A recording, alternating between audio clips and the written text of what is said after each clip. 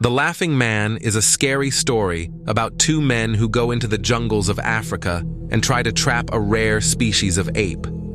Anyway, there was a doctor who worked in a remote village in Africa. He was the only white person for miles, and he had spent half his life taking care of the local villagers, providing them with medical care and medicine.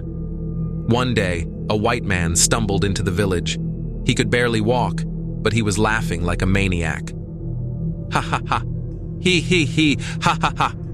His clothes were tattered and torn, and his hands and knees were covered in blood. His eyes were wild and he looked exhausted. It seemed like he was out of his mind. The doctor gave him some water and tended to his wounds, but the man couldn't stop laughing. Ha ha ha, he, ha ha ha. The doctor gave him a sedative and put him to bed so he could get some rest. The man slept for hours, and when he woke up, the doctor gave him some food and tried to find out how he had come to be there. "What happened to you?" the doctor asked.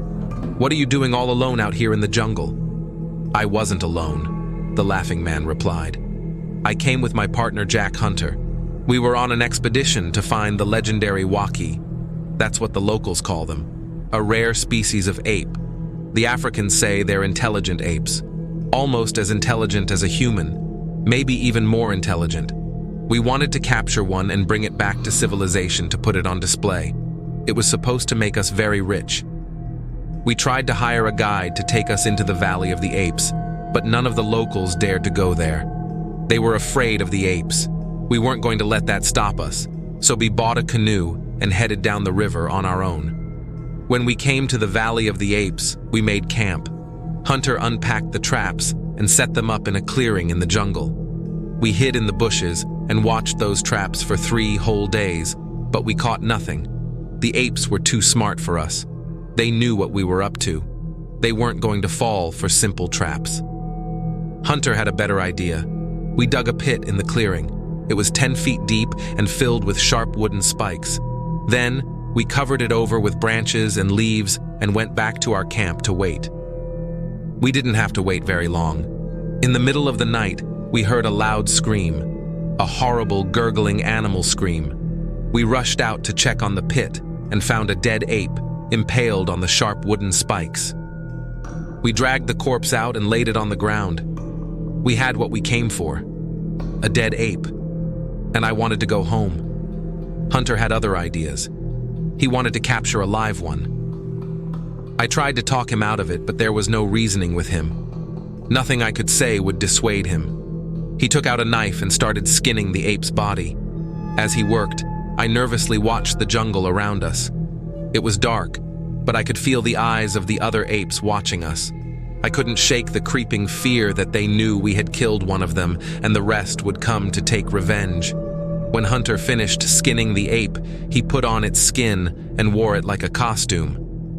We removed the sharp wooden spikes from the pit and placed a big log across it.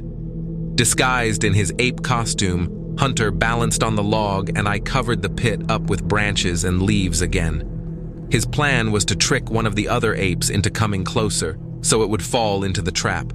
He crouched there on the log and waited while I went back to our camp. It was almost dawn, and I was just about to doze off when I heard the scream. I rushed out to check the pit, but it was empty, and my friend Hunter was nowhere to be seen. I called out his name, but there was no reply.